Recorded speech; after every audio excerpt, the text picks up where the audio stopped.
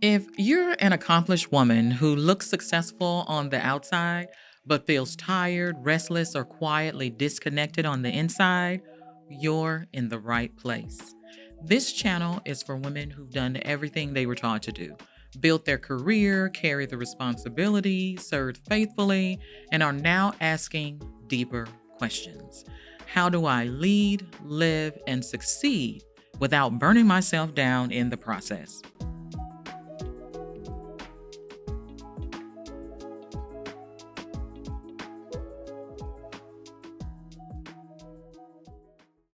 Hi, I'm Toni, founder of Macaron High Women's Wellness and Retreats, and welcome to Overflow Living Wellness by Design. Here we talk about sustainable success, embodied autonomic informed leadership, and designing a life that actually supports the woman you're becoming. This is leadership rooted in physiological regulation, emotional steadiness, and deep self trust so your success no longer costs you your well being. In this video, we're going to talk about why traditional productivity advice fails accomplished women. Let's talk about productivity and why so many of us feel worse, not better, after trying to optimize our lives. Most productivity advice was designed around output, speed, and efficiency. It assumes that time is the main constraint. The underlying message is simple. If you could just plan better, focus harder, manage schedules more tightly, or eliminate distractions, everything would work. Well, that advice sounds reasonable. It even works for a season. But for us, though, time usually isn't the real issue. Capacity is. Capacity determines how you experience your days, not just how full they are.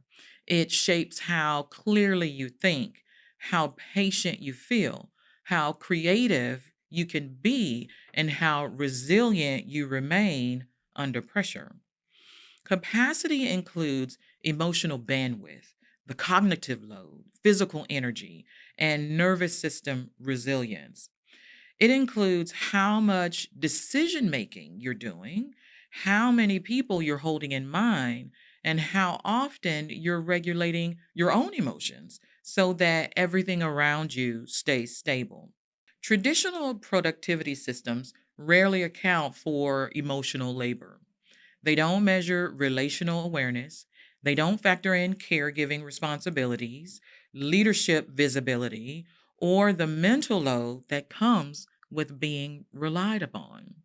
They assume a neutral body and a neutral life. Well, that assumption quietly breaks down for women who lead, serve, parent, manage, and carry responsibility across multiple domains. Your body isn't neutral. Your life isn't neutral. Your workday doesn't begin with an empty system. When more structure gets layered onto an already full system, clarity doesn't increase, pressure does. You may feel organized while also feeling compressed. You may be accomplishing a great deal while quietly losing ease. You may be checking every box while feeling increasingly disconnected from yourself. That's why we say we're doing everything right and still feel behind because we're managing tasks efficiently, but ignoring the condition of the system that's doing the work. And over time, productivity without restoration creates distance from ourselves. We stay functional, but feel less present. We become effective managers of output while becoming less attuned to our own needs, signals, and limits. This shows up subtly at first. Finishing our day mentally exhausted when nothing went wrong, struggling to transition out of work mode, feeling good briefly, but not fully restored. Creativity feels harder to access, and joy feels dull, muffled, quieter than it used to. None of that means we're doing something wrong. It just means our capacity has been stretched without recovering. And we've learned early on how to push through. We've learned how to override signals, delay rest, and meet expectations no matter how we felt. Well, that skill builds impressive results, but over time, it costs us more than it ever gives back. Productivity advice rarely addresses that cost. It rewards consistency without asking whether the pace is even sustainable. It celebrates discipline without even asking what it's extracting. It praises resilience without checking whether support exists or is even needed. Eventually, the body notices even when the calendar doesn't. What actually supports sustainability are rhythms that match real life, rhythms that leave room for recovery, reflection, recalibration, rhythms that respect how much emotional and cognitive energy our lives actually require, rhythms that allow us to show up fully without constantly borrowing from tomorrow. And rhythms can change across seasons. The rhythm that worked in our 30s may not fit our 40s. The rhythm that worked before caregiving may not fit right now. The rhythm that supported growth may not support stewardship. Sustainable productivity adapts as our lives evolve. When rhythms align with capacity, decision making, all of that feels steadier. Focus is Focus is even more clear. Rest begins to restore rather than simply pause the strain, and leadership feels grounded instead of reactive. We still accomplish meaningful work.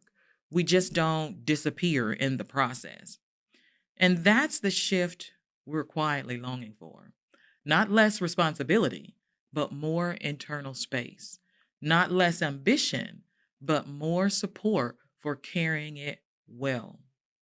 We don't need better hacks. We need rhythms that support our actual lives. If this conversation resonates with you and productivity has become another source of pressure, know that awareness is already movement in a beautiful direction. When you're ready and want support designing what this season of your life and leadership is asking of you, begin with the Overflow Clarity Guide linked below. We created this foundational resource, which is one of our signature offerings specifically for you. If you'd like to continue with me, you can subscribe here on YouTube. And liking this video is a simple way to help this message reach the women who need it most. Thank you for being here and for honoring your capacity. I'll see you in the next conversation.